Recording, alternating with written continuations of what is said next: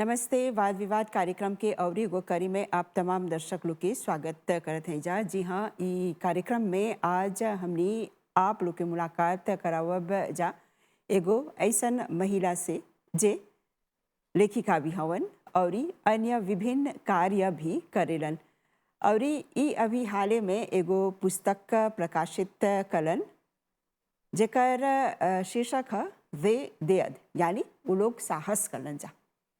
हाँ, त ई पुस्तक के बारे में उनकर से बात करब जा। एकर अलावा उनकर जीवनी के बारे में और ई पुस्तक लिखे के प्रेरणा उनकरा कहाँ से मिलल। त आप हवा श्रीमती शीला रघुनंदन जी।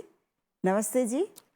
हाँ, आपके बहुत बहुत स्वागत करत है जा ई वाद विवाद कार्यक्रम में और ई हमनी के ई निमंत्रण स्वीकार करला ई कार्यक्रम में भाग ले खातिर। एकर खातिर भी आपके बहुत बहुत धन्यवाद दिवब जा। हाँ, तो श्रीमती शीला जी, सबसे पहले थोड़ा सन हमने ई जाने को जब जा कि ई पुस्तक जोन अभी हाल ही में प्रकाशित होल जेकर शीर्षक है वे देयद। हाँ, ई पुस्तक लिखे के प्रेरणा कहाँ से मिलल आपके? जनेला हरदम से हम मोताइलों के हैं तो हमार माँ भी बहुत कहानी बोलत रहलन। आगे के लिए पोक लड़का रहलन, बच्चा रहलन तो कैसे अखिया जो पाव के रहलन। तो ये सब सुनते सुनते एक दिन बोलन हमार से किसी मॉरिशस टापू में वो पहला निकल रहलन छोकरी के थी में एग्जाम सीजियम। उनकर जन्म रहल 1930 में, तो एगो 1940 उससे तो हम नहीं पतियात रही उनकरा। इतना साधारण रहलन हमार माँ, जानत रही सा अंग्रेजी फ्रांसेला गाजेट पढ़त रहलन बाकी नहीं सोचे। तो हम सोचली हमार माँ अपन रिविया जो पॉल लेकोल में कितवा सीजियम पासे होल हुई तो बता टापू भर में। तो बाकी एगो दूसर हला हम्मा हो गल रही तब दूसर हला फिर खिस्सा बोलन। तो जब हमार लड़का लोग थोड़ा बड़ा होलन सा तो हम बोली जाइला आर्शीव में लाइब्रेरी नेशनल आर्काइव्स में देखे सच या झूठ। बोलन हमरा 42 43 रहल। जब गईली तो सच्चे थी देख ली पत्रिका देख ली तो देखा था उनका नाम बा आ सच्चे के पहला कोतेफी छोकरी के थी में 3 गो छोकरा रहल, 3 गो की 2 गो उसी पा 4e की 3e ऊपर में छोकरी मोरिस में। हाँ। यानी घर में ही आपके ई प्रेरणा मिल गई। हाँ, तो लेपोक उतना नहीं सोचत रही। जानेला हम एगो माँ हैं, 3 गो बेटा बा, तीनों बेटा अपन HSC करके दूसर देश चल गईलन सा पढ़े, हुए रह गईलन सा। तो अब हमरा से बहुत समय मिले। हम एगो हाउसवाइफ रही, घर के काम करत रही, लड़का लोग के ओकीपे करत रही। अब तीनों लड़का चल गईलन जा, एगो दुख के बात है। हाँ, तो हम बोली चाहेला हमरा कुछ ना कुछ करे के। तो डॉक्टर जारी सिंह से गईली सेक्रेटरी काम करे, एगो पार्ट टाइम जॉब आधा दिन खातिर। तो हम बहुत सीखली उनकर से। उ रविंद्रनाथ टैगोर पर एगो पुस्तक लिखत रहलन, हम ही तापे करब, हम ही लिखब, कोरेक्शन करब, जोन जोन बोलत रहलन, प्रिंटर यहाँ ले जाब। तो हमरा अब ये सब मिलजुल के तो हम बोली एक दिन हम सोचते हैं बते हमनी के स्त्रियाँ जोन हुवन जा हिंदू समाज में बहुत बाउन कर वो लोग पर लिखे के। वो लोग के बहुत बल बा, कुछ कोनो हरकत हो जाए घर में कि लड़का से वो लोग जाने लन जा कैसे देबो ये करे के। ए पूता जैसे बोला जला घर के स्त्री होवन जा, खाली घर वो लोग के लौन में खाली घर रहल आ लड़का रहल। लेकिन ये भी एगो भारी जिम्मेदारी। हाँ, नहीं तोरा बोला था बकीर जैसे आंग्ले लोग बोलेला अंडरवैल्यूड। उनकर जोन करेलन उनकर थी है नहीं बा, ईमानदारी नहीं बा जैसे चाहत रहल। हाँ, जैसे बोलिया जा महिला जोन बातें साहसी है, अगर ओकर में साहस न रही तो घर संभाले के काम भी करे के। लेकिन आप जिससे ये साहस करला ये पुस्तक लिखे के और ये एक टाइटल भी रखला वे देयद, यानी हमने के देश के इतिहास के बारे में कर में जानकारी बाती, हाँ हाँ भाषा एवं संस्कृति के बारे में भी हाँ जानकारी बाती। हाँ एकर अलावा देखत है जा कि राजनीति बातें, फिर एकर अलावा बातें महिला उत्थान बातें, शिक्षा बातें, बहुत सी बातें जोन के उल्लेख आप कर ले हवा हाँ ई पुस्तक में। त कैसे शुरुआत कैसे करला? तो हम जैसे तोरा बोली हम सोचते हैं हम अपने और में देखब दूसर दूसर औरत लोग के वो लोगों ले कोल गल हो सा पहर ले सा पर फिर भी घर के काम करेलन जा घर रहेलन जा।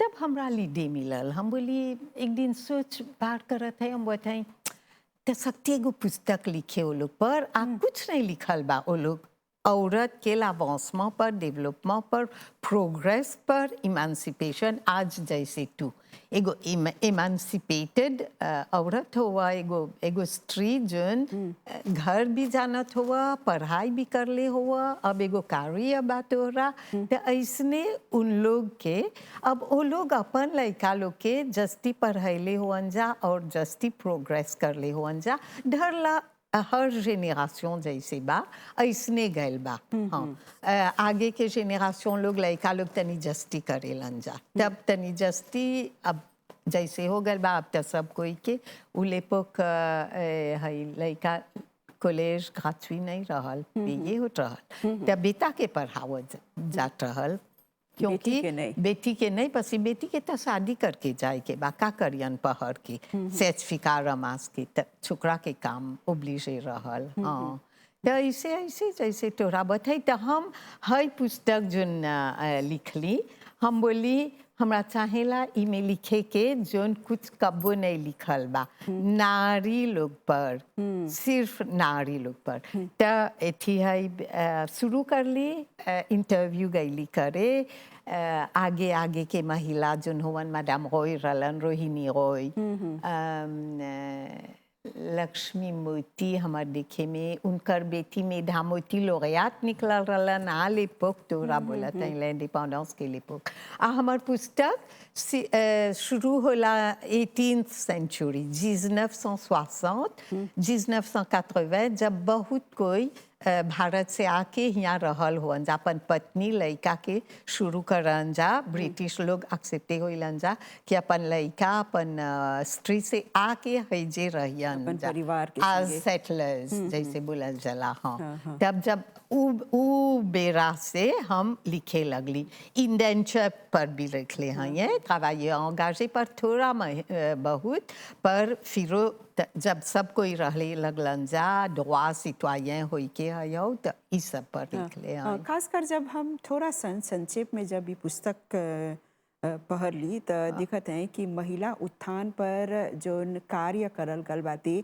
महिला लोग जोन साहस के संगे आगे बढ़न जा शिक्षा के क्षेत्र में भी एकर पर भी काफी कुछ लिखले हवा। हाँ हाँ गते गते जाने ला आगे तक जैसे जाने लन जा हमनी के 12 लोग नहीं खोजत रहलन जा कि छोकरी लेकोल जाए तब पढ़े भी नहीं जानत रहलन बाकी गते गते जाए लगलन जा लेकोल जैसे जैसे चेंजमेंट हाँ जैसे जैसे मौका मिलल जैसे बोला कॉलेज हई गांव में खुले लगल हई हो। हाँ तो हम जैसे तोरा बोली आगे के आदमी लोग के आके के खाली स्त्री नहीं पुरुष भी वो लोग से बतैली जाने के सिचुएशन का रहल उ लेपोक में पॉलिटिक में फिनेंशियर में सोशल में कैसे का सोचेलन जा काहे हई होला काहे होला काहे छोकरी के घरे रखल जात रहल ऐसे ऐसे जब लिखली उ सब 100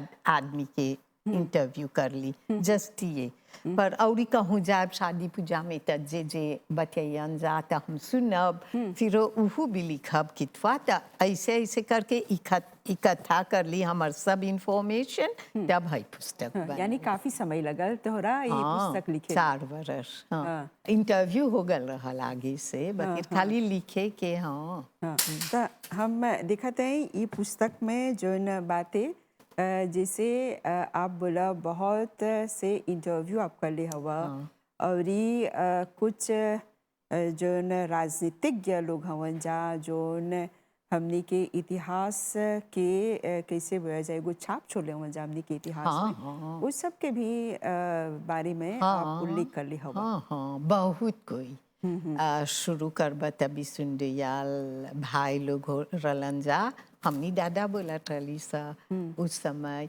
बहुत बहुत रलन जा मोती परिवार के वो लोग सब खाली खाली स्त्री अपन प्रोग्रेस नहीं खोजले बा पुरुष लोग भी एदे करके स्त्री लोग के छोकरी लोग के लड़की लोग के एगो पुश देले हुअन जा हाँ अब बहुत कर ले हुअन जा पॉलिटिकली यही लिखे के जे खोजबा लिखे था एगो एगो खिस्सा और एक पुस्तक चाहे लिखे के बाकी हियाँ काहे हम खाली स्त्रियों पर लिखली क्योंकि हमरा बुझाला कोई नहीं लिखेला बोले लंजा women is the pillar of the family ou bien जानेला वुमेन उनकरे थी बा उनकरे बल बा सब अच्छा से करे कि ऊ डिसीजन लेवेलन घर पर का होला कैसे होला उनकर उनकर पीठ पर बा पर फिर भी एगो एगो एगो सीमा बात जोन कर ले हो अंजा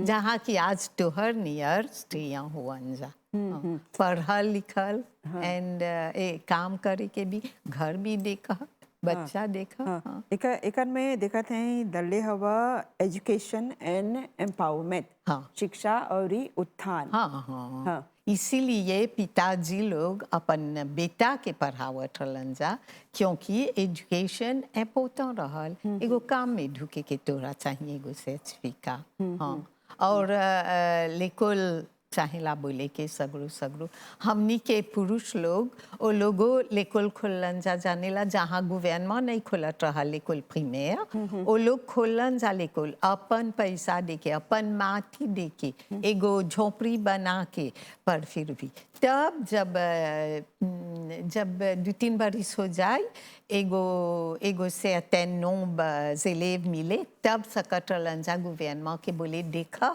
लड़का लोग आवत हुन जा इतना अब तू ओक्यूपे कर रहा है लेकोल तो ऐसे बहुत बहुत कांफुको के फेमस स्कूल है हाँ कांफुको के फेमस स्कूल जहाँ ऐसे बीतल रहल हाँ हमें ये भी देख ली कि एगो स्कूल जब शुरू करल गल खासकर महिला लोग के छोकरी लोग के पढ़े खातिर लेकिन जब कैसे छात्रा लोग के संख्या तनी कमती हो गल वो आगे नहीं बढ़ल वो परियोजना हाँ यही नहीं लिखल गल बा कुछ नहीं जानेला हौजा मोताइलोंग में क्रेवके में सरस्वती पाठशाला खोलले रहलन जा हिंदी भवन खुलल खाली छोकरा लोग जाटलन सा मोताइलोंग में तब हुआ के मर्दों लोग सोचलन जा बोलन जा तब छोकरा छोकरी नहीं न सकी संगे जाए उस समय के बात तोहरा बोला था बहुत समय हो गल अब ऐसे कहाँ सोचबा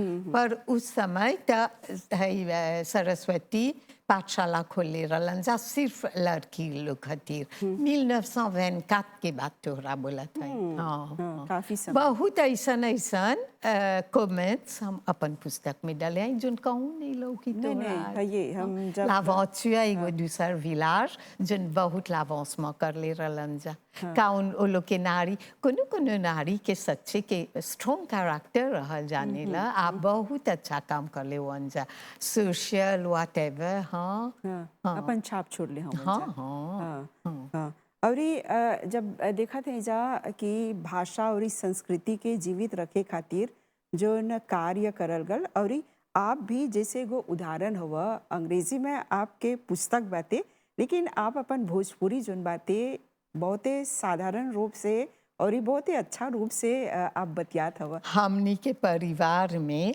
हमार ससुराल में अभी ले हमनी भोजपुरी बतियाला सा हम शादी हो के गईली हमारे यहाँ भोजपुरी हमार सास भी भोजपुरी बतियात रहलन जानेला है भोजपुरी के एगो दूसर हिस्ट्री है कोई के फरी खोजी रिसर्च करके हम तोरा बोला हमार पुस्तक में मेंशन कर ले आई जानेला भोजपुरी सब कोई बोले वो क्रियोल भी रहियन फामी क्रियोल वो लोग सुनते सुनते वो लोग सीख जात रहलन जा हाँ। चिनुआ जोन हवन बुटीक में उ जानत रहलन भोजपुरी में बात करे। क्योंकि जानेला आसपास में जब रहबा तब भोजपुरी काहे अब कम देखा तनिसन रिसर्च हुई तलौ कि हम जब हमार इंटरव्यूईज से बतियैली तब हमरा मालूम होल काहे हम एकदम सोचत रहली काहे भोजपुरी ऐसे कम हो गए।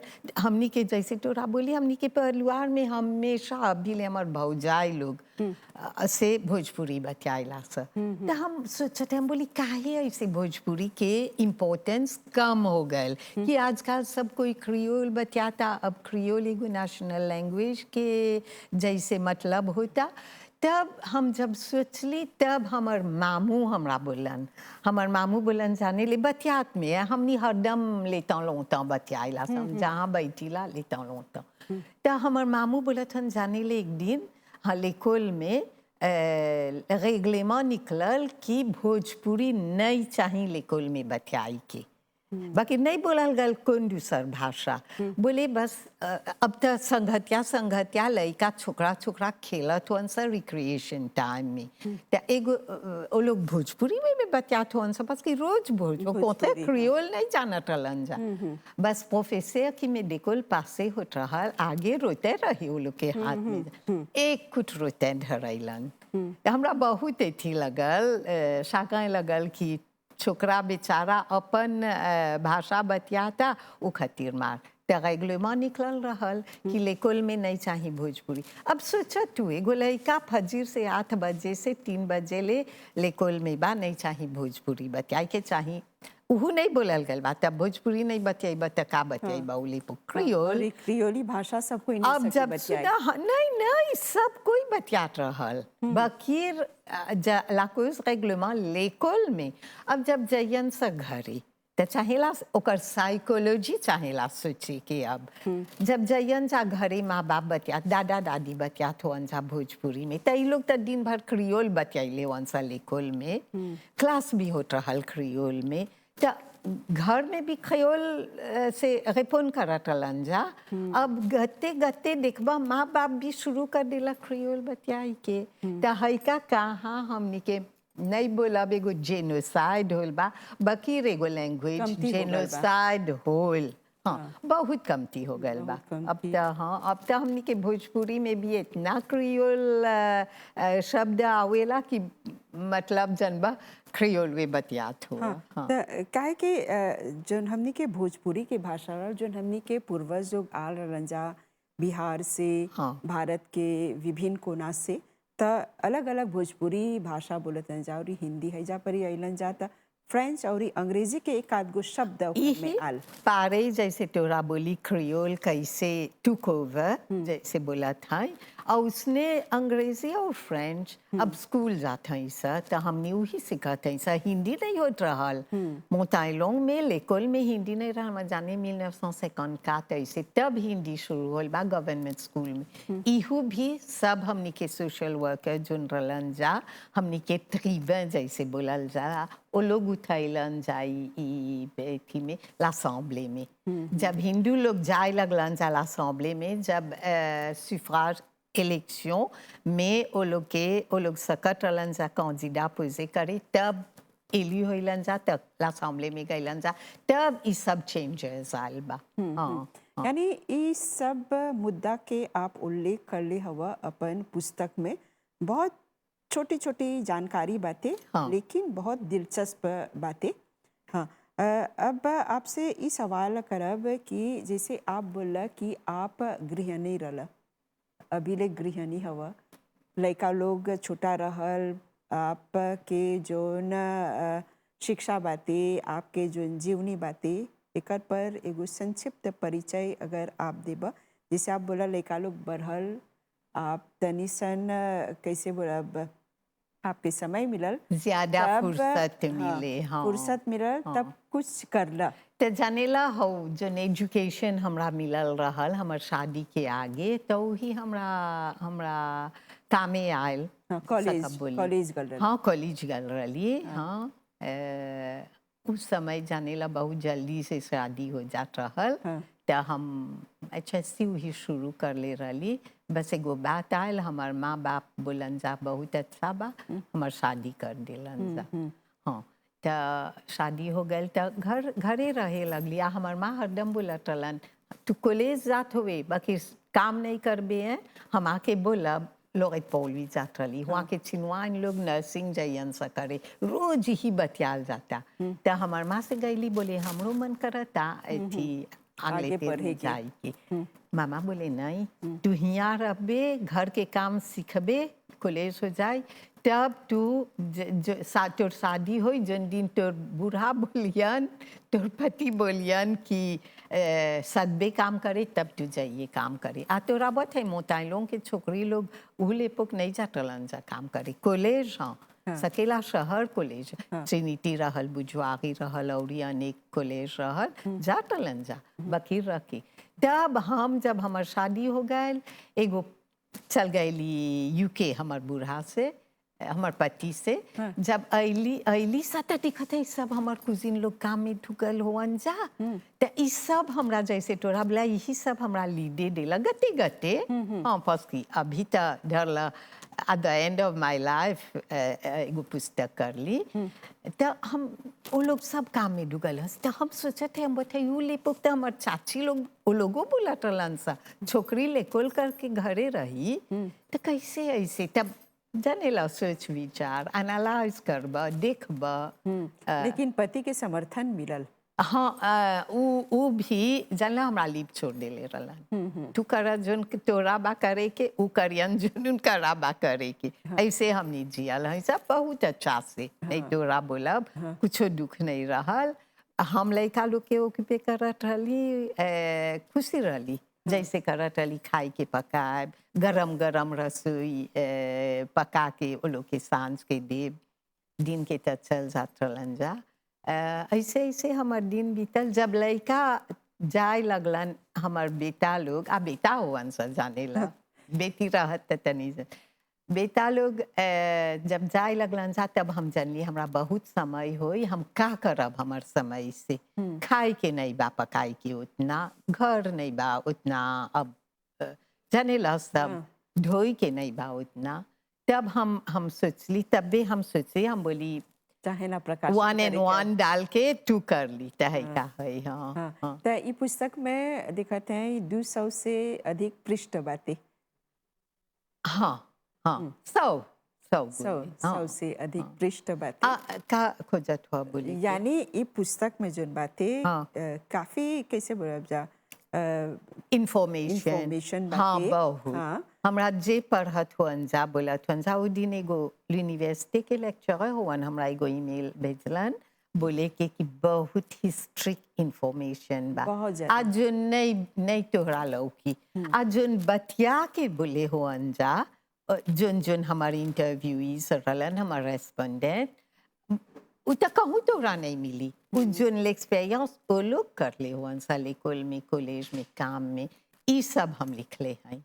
जोन जोन जोन समाचार ई में बा, इतना कहूँ तोहरा नहीं मिली। आ एगो लेपुक रहल जोन अभी के जियल और उस समय के जियल हम इंडिपेंडेंस तक ले लिख ली, क्योंकि जब इंडिपेंडेंस हुई मिनिस्टेरियल सिस्टम डलाल, तब भी सब छोकरी लोग कॉलेज के सर्टिफिकेट बा सिविल में ढुकलन जा काम करे के। हाँ, जैसे आप जैसे इस सब कैसे बोलब बहुत कुछ देखला, बहुत कुछ के सामना करला उस समय में, और आपके एगो प्रेरणा मिलल कि चाहेला लिखे के एगो पुस्तक के रूप में एकरा आगे आने के, ताकि सब लोग तक ये सब जानकारी पहुँची।